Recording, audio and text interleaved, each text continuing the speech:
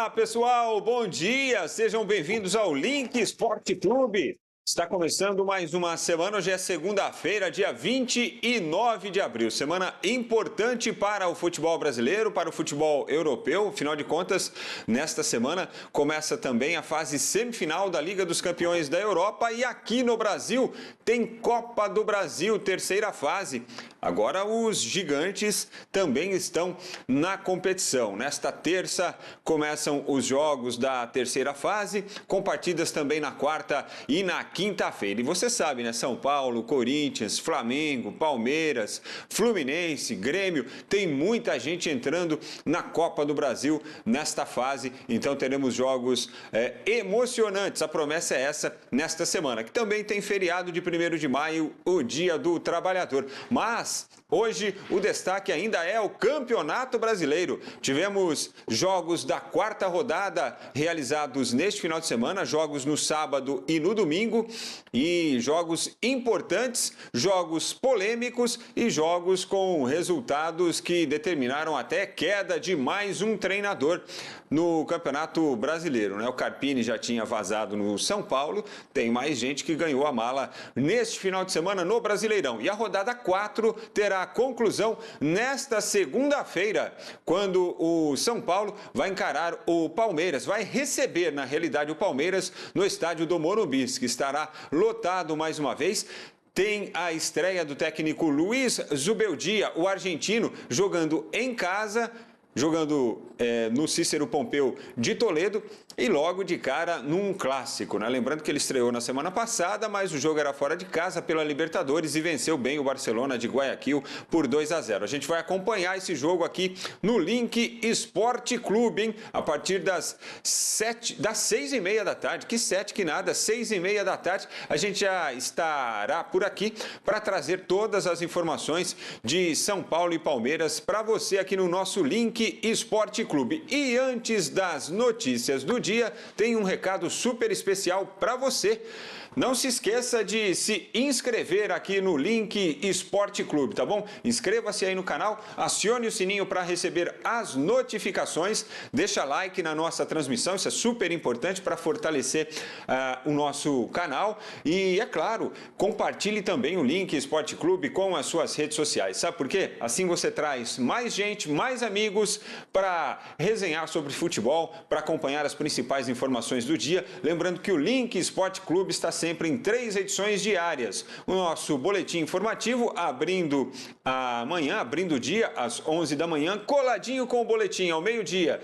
Tem a nossa live, hoje na nossa live do meio-dia a gente tem um convidado muito especial, daqui a pouco eu falo sobre ele para você, e também tem a live das 6 da tarde, sempre comigo, com a Aline Bravo, com o Enio Ricanello, com os nossos convidados e toda a nossa equipe. Agora, no nosso boletim das 11 da manhã, quem comanda o som e a imagem é a Mari Lima, que está conosco, tá bom? Vamos aos destaques então de hoje. A gente começa pelo Campeonato Brasileiro com os resultados até este momento dos jogos que foram realizados pela quarta rodada. As partidas que começaram no sábado e essa quarta rodada que terá conclusão nesta segunda-feira.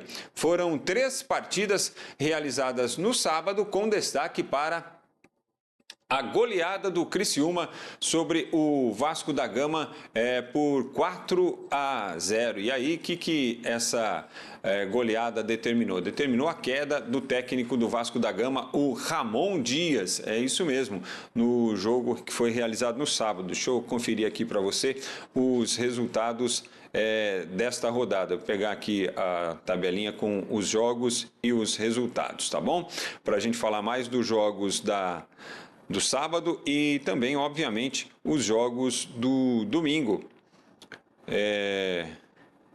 Nós tivemos ainda outras 2 partidas que foram realizadas no sábado. Deixa eu pegar aqui para a gente conferir, porque não estamos conseguindo subir as imagens aqui para você, mas não tem problema. A gente vai aqui no olhômetro mesmo. Além de Vasco 0, Criciúma 4, porque o jogo foi lá em São Januário, né? O Cuiabá perdeu para o Atlético Mineiro por 3-0 e o Bahia fez 1-0 na equipe do Grêmio. Vamos lá. aos destaques destes 3 jogos. No jogo do Vasco, como a gente já disse, queda do técnico Ramon Dias, no Vasco da Gama. O Cuiabá perdeu para o Atlético por 3-0, aí sem novidades, né? Apenas o Cristiano Dresch, que é o presidente do Cuiabá, depois da partida veio a público para dizer que... para chamar a atenção dos jogadores, né? Dizer que ele quis dizer o seguinte, que os jogadores não estão comprometidos com o trabalho lá no Cuiabá, que lá ninguém tem motivo para estar insatisfeito. Enfim, deu uma bronca aí na rapaziada, o Cristiano Dresch, que é o presidente da equipe do Cuiabá. E em Bahia 1, Grêmio 0, o gol foi do Everaldo aos 16 minutos do primeiro tempo. A gente teve um lance inusitado, né? Que foi a expulsão do Diego Costa, atacante do Grêmio, no segundo tempo. Ele estava no banco de reservas. E aí, o que é que aconteceu? O Renato simplesmente virou para o banco e tirou todo mundo do banco de reservas. Falou, vamos descer todo mundo para o vestiário, porque ele não concordou com a marcação. E depois, na entrevista coletiva, ele explicou que quem teria sugerido a expulsão do Diego Costa teria sido o Jailson Macedo de Freitas, que vem a ser o presidente da comissão de arbitragem lá da Bahia. E o Jailson teria indicado ao quarto árbitro a expulsão do Diego Costa por falar algum palavrão ali para o quarto árbitro, que segundo o Renato, o quarto árbitro nem viu, e aí o quarto árbitro acabou acatando essa determinação do Jailson. Isso está pegando muito mal, mas pegou pior ainda o fato do Renato ter recolhido todo mundo, ter tirado todo mundo do banco de reservas, ter feito aquele sinal assim, ó, acabou o jogo, para mim acabou, e trouxe todo mundo para o vestiário de volta. Isso aí pegou muito mal para o Renatão, por mais que ele possa ter algum tipo de razão. Isso tem que ser apurado, né? Se de fato o Jailson estava ali, na beirada do campo, pelo fato de ser ele presidente da comissão de arbitragem da Bahia, isso não dá a ele o direito de interferir no jogo de futebol. Agora, isso precisa ser analisado, investigado, comprovado. E aí, se for o caso, quem participou desta ação precisa ser punido severamente, né? Futebol não é para brincadeira, não, apesar de que tem muita gente que leva na flauta. No domingo, nós tivemos vitória do Botafogo, 2-0 sobre o Flamengo, o Cruzeiro fazendo 3-1 no Vitória, o Corinthians vencendo o Fluminense por 3-0, Fortaleza e Bragantino empataram por 1-1, mesmo resultado de Juventude e Atlético Paranaense e Internacional e Atlético Goianiense. Falta ainda um jogo, então, para complementar esta quarta rodada, que é justamente o jogo do São Paulo contra a equipe do Palmeiras. E a gente vai falar um pouco sobre a vitória do Corinthians, porque o que acontece? O Timão não fazia, né, um gol a 4 jogos e calhou que fez 3 contra a equipe do Fluminense, né? E o time do Fluminense foi muito mal, em que pese o fato do Corinthians ter jogado bem também, e a gente teve algumas novidades por parte do Antônio Oliveira, o técnico do Corinthians, na partida contra o Fluminense. A primeira delas, a entrada do Carlos Miguel no gol, na vaga do Cássio. O Cássio ficou na reserva, o Cássio ficou no banco de reservas, foi ovacionado pelo torcedor depois do jogo, também vencendo, né, 3-0. O Antônio Oliveira não quis falar, ele vai falar daqui a pouquinho aqui, mas ele não quis falar sobre o Cássio na chegada ao estádio. Disse que estava ali para falar, porque tem aquela, não é coletiva, né, mas aquela entrevista padrão dos técnicos quando eles chegam ao estádio, né, no pré-jogo da empresa que tem a transmissão, o direito de transmissão. E aí ele disse assim, ó, estou aqui para falar do jogo, para falar do Cássio, esse é um problema nosso, é um assunto interno, mas só que ele falou uma coisa, ó, para criticar, todo mundo criticou, e ele usou essa expressão, né? Criticar, falar bobagem, todo mundo falou. Agora que ele está saindo, ele não usou essa expressão agora que ele está saindo do time, mas agora, ele quis dizer isso, agora que ele está saindo do time, vocês ficam perguntando como se estivessem com dó do Cássio. Depois que esculhambaram, aí não adianta mais querer voltar atrás, né? Ele falou, mas isso é um problema nosso e a gente vai resolver internamente. Tava pistola o Tonhão ali na chegada ao ser perguntado sobre o Cássio. Falou que queria só falar sobre o jogo. Só que, é claro, a pergunta foi no contexto do jogo também do jornalista, né? E aí, depois do jogo, ele falou a respeito da vitória do Corinthians. Vamos ver se a gente consegue ver e ouvir aqui o Antônio Oliveira, o Tonhão, voltou a ser Tonhão da Fiel, depois da vitória do Corinthians sobre o Fluminense por 3-0, com 2 golaços do Wesley e um gol do Kaká, zagueiro que também foi novidade no sistema defensivo do Timão. Vamos ouvir o Antônio Oliveira e vê-lo também.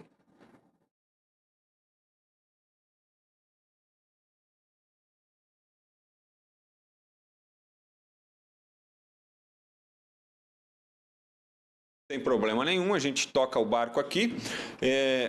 Hoje vai ser nesse blá blá blá então, eu e você, tá bom? Porque as coisas não estão reproduzindo aqui. E aí é o seguinte, outro destaque da rodada foi a vitória do Botafogo sobre o Flamengo, do técnico Tite, por 2-0. Os 2 gols na segunda etapa, foi a segunda derrota seguida do Flamengo na temporada, perdeu no meio da semana pela Libertadores e neste final de semana acabou sendo surpreendido pelo Botafogo, 2-0, o jogo que foi disputado no estádio do Maracanã, ou seja, o mando de jogo era da equipe do Flamengo. O Tite reclamou uma barbaridade de ter que jogar às 11 da manhã e tentou justificar as derrotas, ele ao lado do Kleber Xavier, dizendo o seguinte, aí aspas do Kleber Xavier, nós fizemos 3 jogos em condições insatisfatórias, digamos assim. Primeiro, jogamos contra o Palmeiras no gramado sintético, que para quem não joga lá habitualmente é difícil. Segundo, jogamos na altitude de La Paz, perdemos o jogo para o Bolívar. E terceiro, jogamos às 11 da manhã do domingo. E aí o Tite emendou, diz que não é possível fazer jogo no Rio de Janeiro, em Recife, às 11 da manhã. Diz que a saúde dos atletas deveria estar em primeiro lugar. E aí ele disse que o Botafogo teve os méritos, né? Mérito todo do Botafogo, segundo o próprio Tite. E...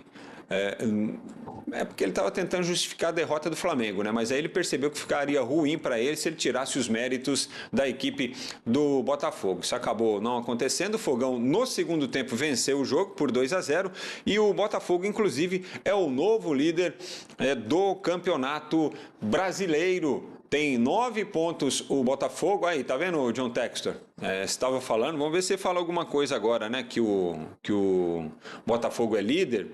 Vamos ver se você vem a público para continuar falando alguma coisa e tudo. Aliás, naquele problema lá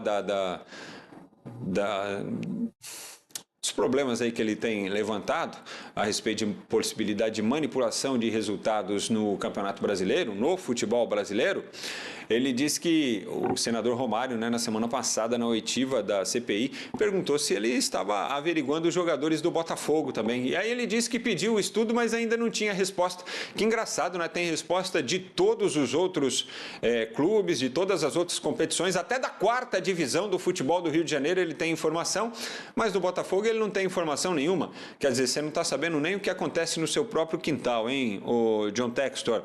E o Botafogo é o novo líder da competição. O Cruzeiro também venceu a sua partida pelo Campeonato Brasileiro, superou o Vitória por 3-1.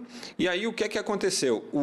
Foi um jogo importante para o Cruzeiro, porque o Cruzeiro não anunciou oficialmente ainda, mas no sábado o Ronaldinho acertou a venda da parte dele na SAF do Cruzeiro para o Pedrinho BH, o dono dos supermercados BH, que já é um investidor da equipe do Cruzeiro, e ele será o novo proprietário da SAF do Cruzeiro. Comprou 90% das ações que pertencem ao Ronaldo.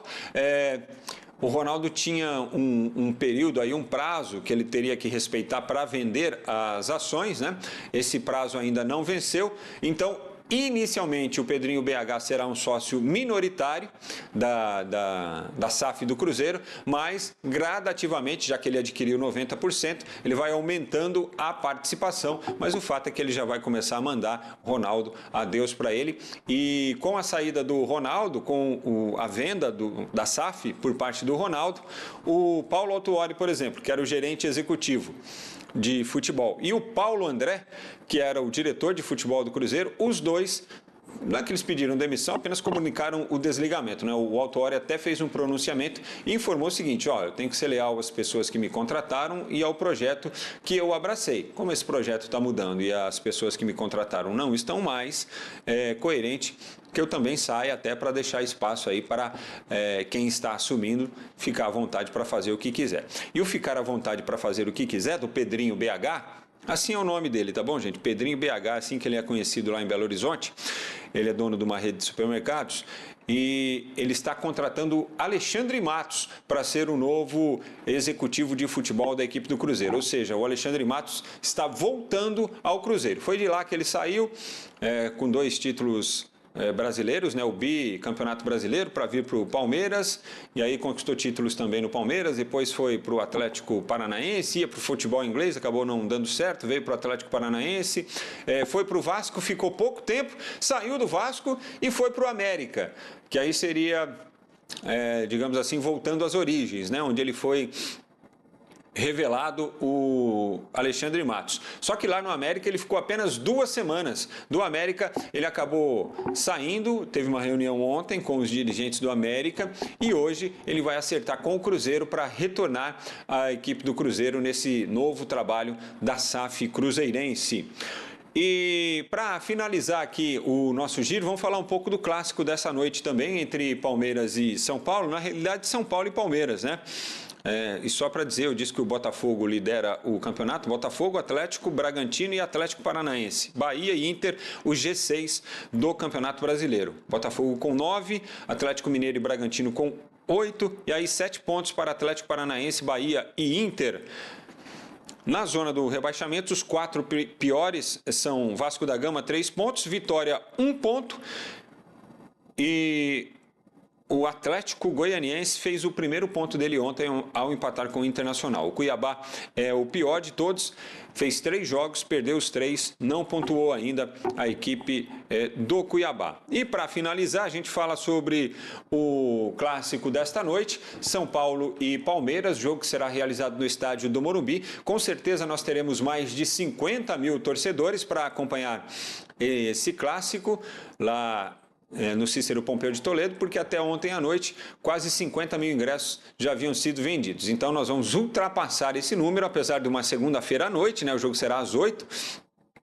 Nós teremos casa cheia no Morumbi para São Paulo e Palmeiras. Destaque para o São Paulo é a presença do técnico Luiz Zubeldia, estreando no comando do time em jogos em casa, atuando como mandante. Ele se destacou na semana passada ao realizar 3 treinamentos com o time e ir para o jogo na quinta-feira pela Libertadores contra o Barcelona de Guayaquil, jogando fora de casa e vencendo por 2-0, encaminhando uma situação de classificação para o São Paulo já na Libertadores. Parece que ele trouxe mais tranquilidade para o ambiente do São Paulo, um ambiente mais tranquilo, mais ameno, e a gente vai conferir esta noite como é que vai ser o Zubeldia com a equipe do São Paulo estreando em casa. Tendência que ele possa repetir o mesmo time que atuou contra o Barcelona lá em Guayaquil, com o Rafael no gol, o Igor Vinícius pela direita, a dupla de zaga Arboleda e Alan Franco, o Wellington pela lateral esquerda,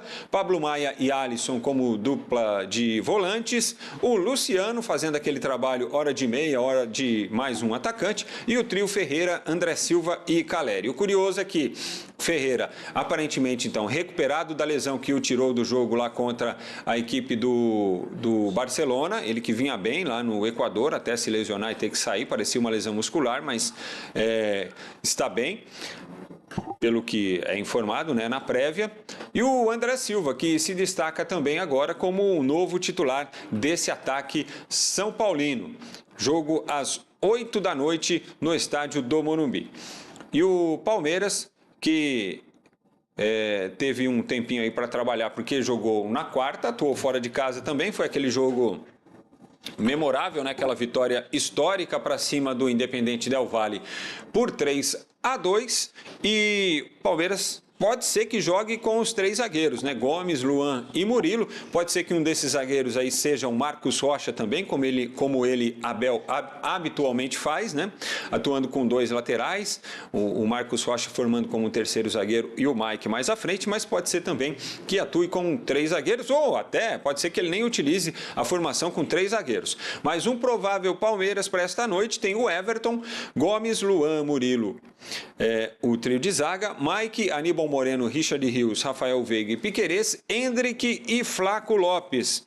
O jogo começa às 8 da noite pela 4ª rodada do Campeonato Brasileiro. Lembrando que esses dois times não estão bem na tabela do Brasileirão, não. O Palmeiras, em 3 jogos, é o 14º colocado, tem apenas 4 pontos ganhos, uma vitória, um empate e uma derrota na competição. E o São Paulo tem 1 ponto a menos, tem 3 pontos, com uma vitória e 2 derrotas nas 2 primeiras rodadas, e depois venceu a equipe do Atlético Goianiense jogando lá em Goiânia, certo? A gente vai acompanhar essa partida aqui no Link Esporte Clube a partir das 6h30 da tarde. Enio Ricanello vai narrar quando a bola rolar a partir das 8 da noite. Vou acompanhar com vocês também, ao lado da Aline Bravo, que vai trazer também muita informação e muitas participações aqui no nosso Link Esporte Clube, tá bom? A gente espera você a partir das 6h30 para este jogão que encerra o Campeonato Brasileiro, a 4ª rodada do Campeonato Brasileiro. Lembrando que no meio de semana tem também a Copa do Brasil, jogos na terça, na quarta e na quinta-feira. O Timão vai jogar na quarta lá em Natal contra o América, depois da boa vitória de 3-0 sobre a equipe do Fluminense. Aliás, assim, queria só fazer um adendo aqui a respeito do Fluminense. Eu sempre defendi o trabalho do técnico Fernando Diniz como fato novo, né, para o futebol brasileiro. Eu acho relevante a gente ter um técnico que tem uma proposta diferenciada, que seja convicto nas suas iniciativas, naquilo que ele acredita, só que convicção também passa por coerência, né? E não dá para defender o técnico do Fluminense a partir do que aconteceu ontem lá na Neoquímica Arena. O Corinthians só não goleou o Fluminense porque o Fábio fez boas intervenções e porque o Corinthians também perdeu ali algumas oportunidades claras de gol também, e tudo em função de marcação alta, de pressionar a saída de bola da equipe do Fluminense. Ora, tem algumas circunstâncias na vida da gente que a gente tem que dar aquele chamado passinho atrás para avançar um pouquinho mais. Aliás, foi o que o Antônio Oliveira disse que o Corinthians fez, né? Vamos voltar um pouquinho, vamos nos reestruturar para seguir em frente. E conseguiu a recuperação justamente diante do Fluminense. Fluminense que também vai jogar pela Copa do Brasil na quarta-feira, dia 1º. O adversário será o Sampaio Corrêa. O jogo será no estádio Kleber Andrade, lá em Cariacica, no Espírito Santo. O São Paulo joga contra o Águia de Marabá na quinta-feira. E o Palmeiras, e esse jogo de São Paulo fora de casa, né? São Paulo deve mandar reservas aí para essa partida, estou pressupondo, não é informação. E o Palmeiras joga em casa também na quinta-feira pela Copa do Brasil. O adversário será o Botafogo de Ribeirão Preto. Daqui a pouco tem live ao meio-dia com mais informações, mais debate, mais discussão e mais análise. E um convidado muito especial. Nós vamos receber o Roger Guerreiro, ex-lateral esquerdo da equipe do Corinthians, ex-lateral esquerdo do Flamengo, jogou na Europa durante muito tempo, o Roger da seleção polonesa, isso aí, o autor do primeiro gol da Polônia em uma disputa de Euro. Olha que relevância tem o Roger para a história do futebol polonês. Ele vai contar para a gente sobre essa história, como é que foi atuar pela seleção da Polônia por algumas temporadas, como é que isso aconteceu na vida dele e mais alguns detalhes interessantes, boas histórias com o Roger Guerreiro a partir do meio-dia aqui no nosso Link Esporte Clube, tá bom? Eu espero você até lá às 12 horas, ou seja, até daqui a pouquinho, né, gente? Tchau!